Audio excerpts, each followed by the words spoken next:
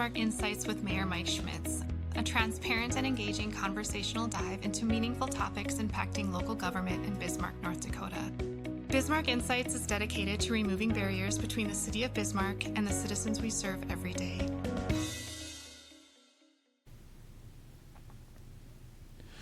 Welcome to Bismarck Insights. I'm Bismarck Mayor Mike Schmitz, and today we have a focus on the Dakota Zoo with Terry Lincoln, who's been at the zoo for a long time. He's going to tell us a little bit about that. But sure. Terry, thanks for being here and talking about the zoo, and we're talking about what the great amenity it is to our region, really, not just Bismarck. But Terry, first, why don't you give a little background so some of those people may not know who you are.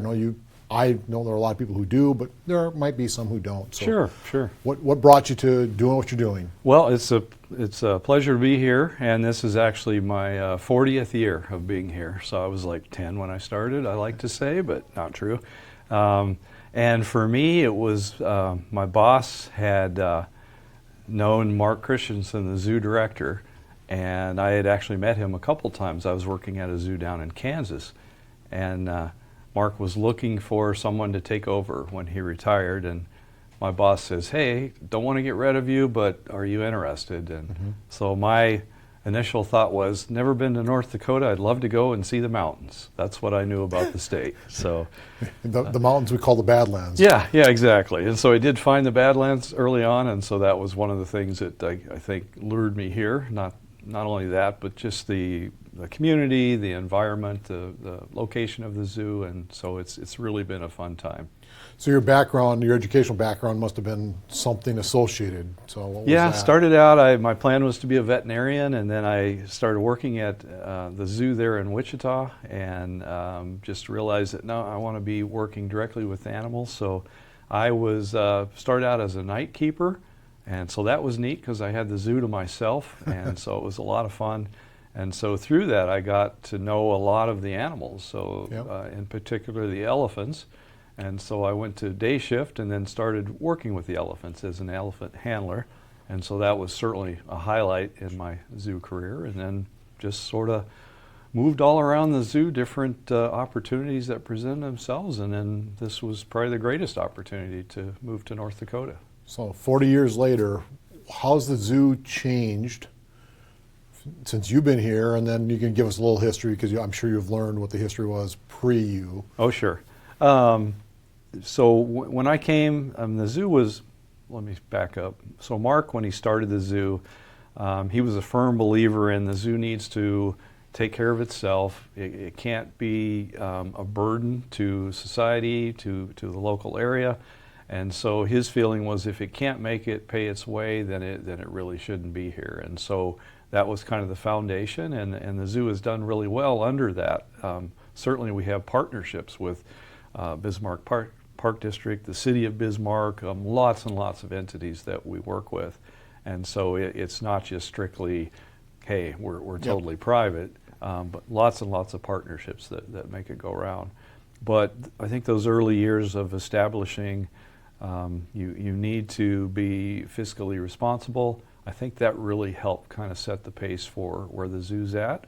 And so the exhibits that you see today, penguins, the new river otter exhibit, and even as far back as like the bear habitat and some of those things, they're all paid for through a fundraising endeavor. And it's really, I think, a good way to go, a good fiscally responsible way to go.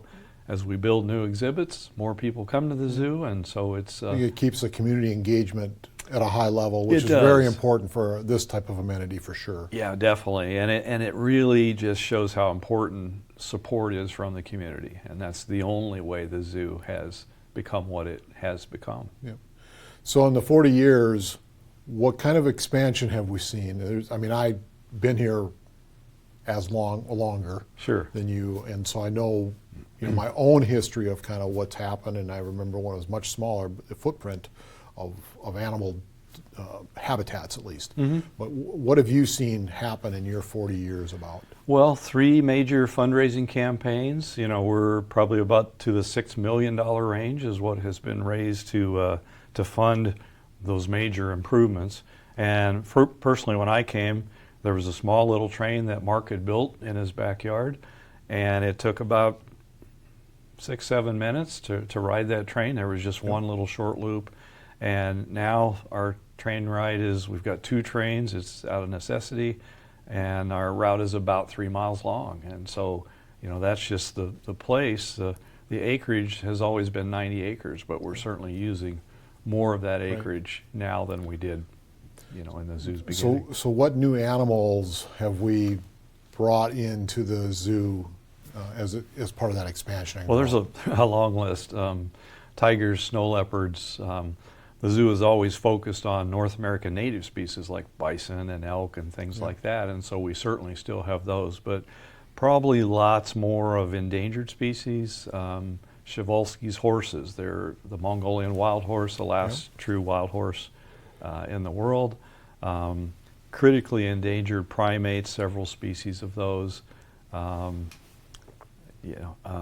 New exhibit for penguins. I think that's probably on the, a highlight for many people that come to the zoo now. It was a new species for us, and people have really enjoyed them, and we've certainly enjoyed them. And then as we learn more about how critically endangered they are, and how zoos really have a role in helping to protect and preserve many species that you see in zoos now. Right.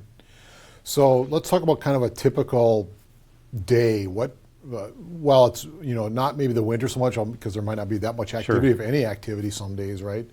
But what's a typical day that you see, and how the visitors are interacting, and what do they get to do? Like, what are some things that the young kids get to do that maybe they can't do elsewhere? Sure, and I think there's a few different ways to look at typical day. So for me, first thing I did this morning, we caught 2 foxes, checked them out. One had an issue; she lost some fur on her tail, so we had to get hands-on. So I might smell a little bit like a fox this morning from helping do that. We've got a new exhibit going in for red-tailed hawk, and so I was breaking up concrete with a jackhammer yesterday, and had some time this morning before this interview to be able to scoop up some of that stuff. And so it's, from staff point of view, it's just we're like farmers, ranchers, whatever. It's you're doing whatever that you need to do to get the job done, and lots of variety.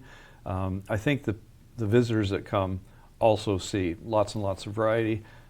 We have some folks that come every day, and really, they bring their cameras, and they're just like, oh, let me show you the picture that I got of this, whether it's a wild bald eagle that happened to come in for a visit, or this time of year, it's our pollinator gardens, the number of bumblebees that they're seeing, and things like that. So just very diverse, and I think that's the neat thing about zoos, is that there's always something new going on. So the age demographics, I mean, obviously I always think of zoos because I was a parent, grandparent, take the kids to, but there must be adults that are visiting the zoo just for themselves. Oh, sure. But so from a child's perspective, let's back up to that. Like, what do they get to do that is not a normal everyday life thing? When I ask an experience, right? Yeah. When I ask these little kids, "What's your favorite animal?" It depends on what we're standing next to, and if we're right by the goat pen, the goats, they're my favorite, and they are fun. I mean, you get to feed them, you get to pet them, you kind of interact with them, kind of watch them, whether they're going across the bridge, or one goat is very good at, you put your quarter in the machine and turn it, he'll do the rest. He can open up the little slot and get all the food out. And so whether it's something like that, or seeing, hey, the badger is doing this, it's laying upside down like my dog does sometimes at home. Wow, that's a funny thing. Yeah, he likes to do that. And so probably, again, when you talk to the little kids, it's the playgrounds. We've got a couple of really neat playgrounds, and I think, too, the safe environment that the zoo offers. It's a place that you're not going to run into folks on bicycles, skateboards, things like that could potentially be a hazard. It's a really kind of a laid-back environment, a place you can come and spend time, and especially if you've got a membership. We have lots of folks that have memberships that come, and the zoo is the place that they walk, or they it's just something that they do regularly to get exercise. Sure. How much interaction do the visitors get to have with some of the different species? Well, we've got some really neat behind-the-scenes programs. So, for example, one of the highlights probably is with our river otters. You can build sort of a guinea pig or a hamster tunnel, if you will, Okay. and set that all up, and then we open the door and let the otters go through it. And so it's really neat. People have the opportunity to feed the otters. Kind of same thing with penguins. You know, they get to actually touch a penguin and see, wow, they're incredibly soft. Yeah. And so whether it's those behind-the-scenes things or camps or, we've got a good crew of volunteer youth that present animals and give people the opportunity to touch maybe a snake if they've never done that, or maybe something a little less threatening in their eyes, Yeah. like a ferret or a rabbit or something like that. Sure. And so that's probably a part of what the engagement and educational opportunities there are, and that leads us into that. So what is it that the zoo is doing to help educate our visitors to the zoo so they understand the importance of saving these species, for Sure. one, and just how to care for them and where the risks might be too? Yeah, and we understand that most people come to the zoo to have a good time. They're maybe not necessarily want to come and learn something, although some do. And really we feel like it's our mission to not only teach people about animals, to help them to have a good time, but to learn something before they go, and ideally develop an empathy for the animals. How can we help this black-footed ferret, which I could look at right here in Bismarck at the zoo, and then I know that, even as close as Fort Yates we've got these animals, and in South Dakota we've got these animals, and yet there's still less than 500 in the wild. And so what can I do Yep. to help out with that? And so that's one thing, whether it's a monetary donation to a conservation fund somewhere, or it's even the type of oil that I use for popcorn, or those sorts of things, just helping to promote safe and efficient just interaction with the environment. Yep. Do you have specific educational programs that you put on? We do, and really every educational program, whether it's for the 2-year-olds or the 82-year-olds, there is a conservation message for that, and so it's really important for us. And as in my lifetime, virtually every primate species that's out there is endangered. And I remember as a kid, never did it, but you could have bought a squirrel monkey from the back of an Outdoor Life magazine. Those Yep. little ads for $10. Yep. Here, you can have one of these too. And so it's amazing, and it's kind of scary how in some ways how animals have become more endangered and really need help of humans in order to survive. So, do you have set programming for educational opportunities for people to come in and visit? And if so, let's describe those, because it's a way to get that out to the public. Yeah, you bet. So every year we've got 5 different junior zookeeper camps, essentially. And so kids ages 8 to 13 get to come and kind of be a zookeeper for a week. Okay. And so they get to do all sorts of things. And it's amazing that the highlight seems to be when they get to grab a rake and clean the llama pen or the bear pen or something like that. And so, there's opportunities for building enrichment type things for animals, and so they get to see those put into practice. That's probably our biggest, most popular one.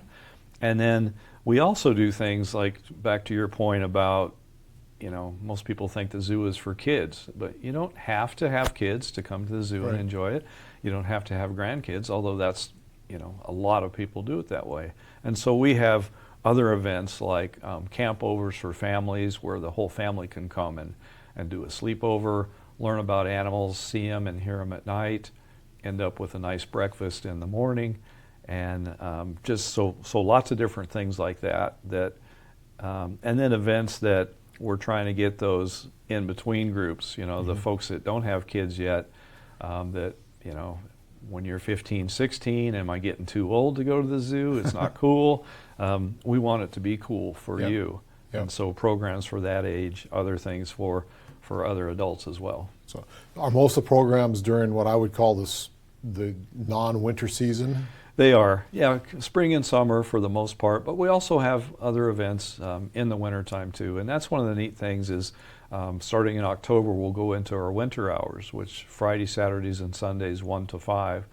And we usually luck out with a pretty good weekend on those days, and so we always keep our fingers crossed that it's going to be above zero. Yep. And you know how it is in the winter in North Dakota when it gets 20, you might be in a t-shirt, looking for something to do outside.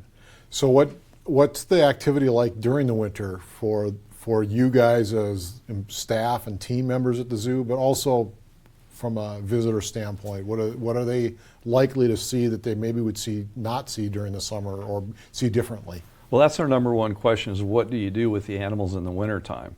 And I'd love to say we send them all to Mexico, and several of us have to go with them and kind of chaperone them, but they all stay here. Yep. And about 95% of them stay in their current exhibits. And while, for example, the primates, they have indoor areas that we just close the door when it's cold out, whatever. But others, camels, for example, I think people are really surprised that in the winter, camels, which are from Mongolia, Tibet, grow 8-inch thick fur, and in the summer they're almost naked, and so they adapt. And so it's really neat being able to see those kind of adaptations and how the animals handle winter. Our wolves look more like wolves in the wintertime, big, thick, shaggy coats. And I think one of the benefits is the animals, you see a reaction. Bears especially, wolves, mountain lions, even tigers, snow leopards, they'll actually approach the windows, the viewing stations, looking at the people. And so that's a little bit different thing in the winter because there's a lot fewer people coming. And the maybe animals, less intimidated. Yeah, I think so. And maybe they're kind of intrigued by them in a way. And it's kind of funny. It's kind of interesting to watch the animals react to the visitors, which we don't see much of that in the summer when there's so many people coming through. So, when I was a kid, like I remember Bonnie and all of that activity was kind of focused to that exhibit, it seemed like, because that was the primary exhibit back a few years ago in Clyde and so on. So, has there any been, how have we tried to memorialize that? Because that was kind of like the exhibit for a number of years when the zoo originally started. Yeah, it was interesting too. And so I started at the zoo in '85, and in '87, June 3rd, Mark Christensen retired, and on June 4th was my first day as director. So I worked with him for about a year and a half or so as his assistant, just kind of getting my feet under me, that sort of thing. And so on that first day, June 4th, that's when Clyde the bear died. And so that was, welcome to your first day in charge. And so that was really interesting. But we actually did try to have, Clyde's hide mounted and stuffed and all that. We don't know where we would have put them. We didn't have a place at the zoo for it, but perhaps the Heritage Center would have accepted them. I'm not sure. But we did quickly realize that we probably don't want to build another Clyde, but what we do is want to build a nice exhibit that can sort of go on. And so that bear habitat was our first major project, and it's kind of funny to think now. I think it was $230,000. We know that exhibit now would be about $2 million. And so it's amazing to me how that price has increased for exhibitry, things like that. But I think that's been very successful. We have a bear habitat, we have an otter exhibit, we have a penguin exhibit that is built more for the species than an individual that is has a shelf life. Yes, and I only bring it up because that was the zoo almost. Oh, sure. I think from my perspective as a 10-year-old back in 1971 or 2. Everyone knew Clyde, and in fact, still we get people with inquiries about just how big was Clyde. Do you have any postcards? Do you have any of those things? And so the zoo, you mentioned it early on, a lot of partners within the community. So how is it you view the community and its partnership with the zoo? Who are some of those bigger partners, if you're willing to disclose that, besides the city and in the Park District, Sure. and the Park District being probably the primary one. But what other kind of community engagement is there in partners, and how are you partnering with other organizations in the community?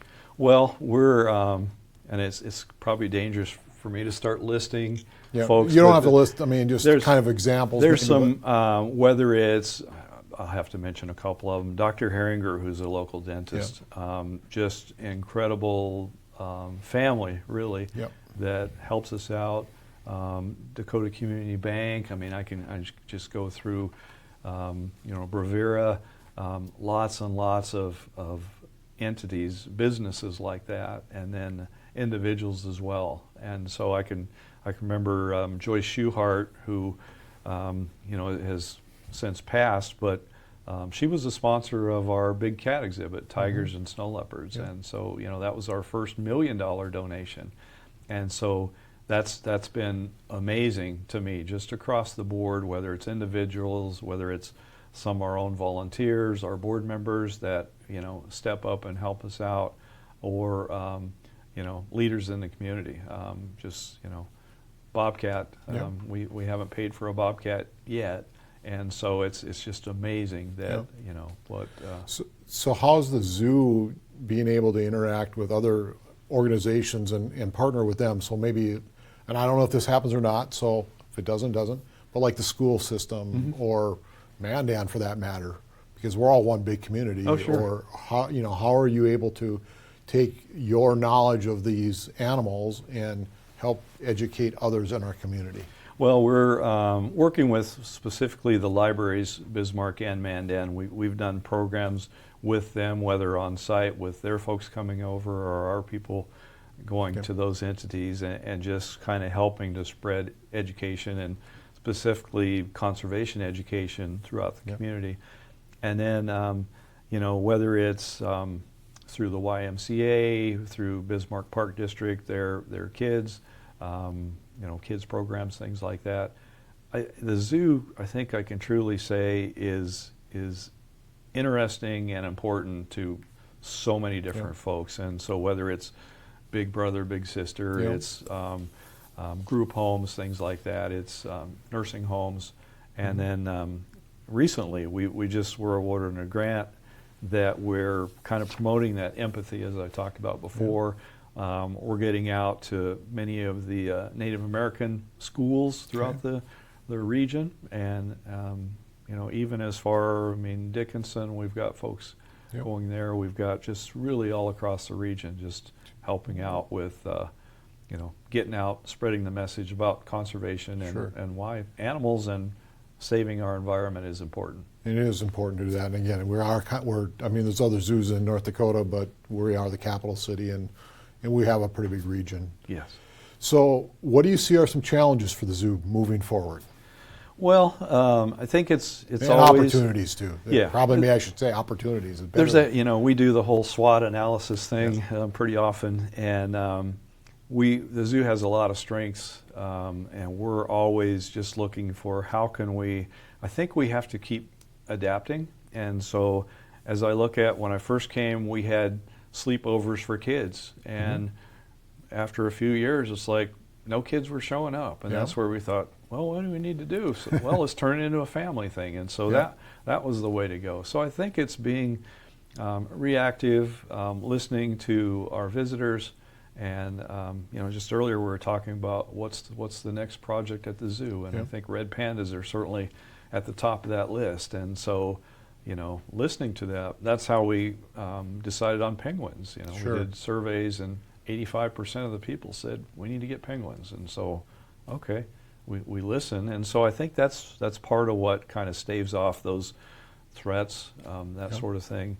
But I think we can always be on the positive side of things if we're adaptive, if we're always looking for funding sources, things like that to be able to maintain the facility, keep making improvements and things, and I think the future's bright. Good. So do you have any personal rewarding items that you've or times of what's your favorite thing that's happened in your 40 years at the zoo? I have favorite things that happen probably virtually every week, and that's a good thing. I have the greatest job that I've ever heard about, honestly. And I know there's several people who they might be in law enforcement and they say the same thing, or a veterinarian or a doctor or whatever. But I think I can truly say that. I mean, it's just amazing, the things that I've been able to experience. And I think for me, it's probably the joy that I see on faces of particularly little kids that come in, and whether it's the rock fountain at the zoo as they walk in the gate and they see that and they're just in awe, or they look over again at the goats that are climbing all around and bellowing for food, seeing the otters swim underwater, that sort of thing. Just probably seeing visitors experience the zoo. And just being able to understand and share what it is they're enjoying. Okay, perfect. So let's talk about, the zoo's a busy place, obviously, during the summer, and apparently at times during the winter it can be busy too. But if we're going to give a sales pitch to create this memorable event for a person, a family, a group, what are you going to tell them? Well, membership is the best way to go. So if you're not a zoo member yet, you should be, because it's very reasonable. With your membership, you get train tickets, and so you're able to do that. And like I said, we've got people that come to the zoo every day. One guy about twice a day on average is when he comes with this giant camera, and just thoroughly enjoys it. Thanks me just about every time he sees me. Thank you for being here, and thank you for having this zoo. And when I moved here, I didn't know what I would do in Bismarck. And so I think that's become a member, be able to experience things, come out, take part in things. I mean, we've got a wine tasting coming up on September 25th. And cool. It's really one of the coolest wine tastes. And I've got people that come to the wine taste that don't drink alcohol, but they enjoy the food, the music. It's all about being a part of a community. It is, and supporting something that you believe in. I think truly the zoo is something that people can believe in. We're out next month. We're going to be in South Dakota helping catch wild black-footed ferrets and get those vaccinated from plague and things like that so that they can survive. And so the zoo is more than just the animals that you see when you visit, so much more. Wonderful. Terry, thank you for being a part of this, and I just want to encourage all of our listeners to take the opportunity to visit the zoo, support the zoo. It's a tremendous amenity to our region here, to Bismarck, Mandan, and Burley and Morton County. Thank you again. Thank you so much. My pleasure to be here.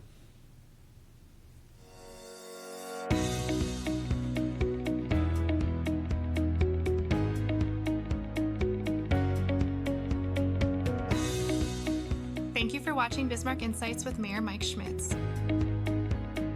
If you have specific topics or questions you'd like addressed in future episodes, email mschmitz@bismarcknd.gov. Or call the City of Bismarck at 701-355-1300. To learn more about the City of Bismarck, visit bismarcknd.gov or follow us on a variety of social media channels by searching BismarckND.gov. Bismarck Insights is a collaboration between Dakota Media Access and the City of Bismarck. You may find Bismarck Insights episodes on Government Access Channels 2 and 602, as well as on Roku, Apple TV, and Fire TV devices, on Radio Access 102.5 FM, and on demand at freetv.org.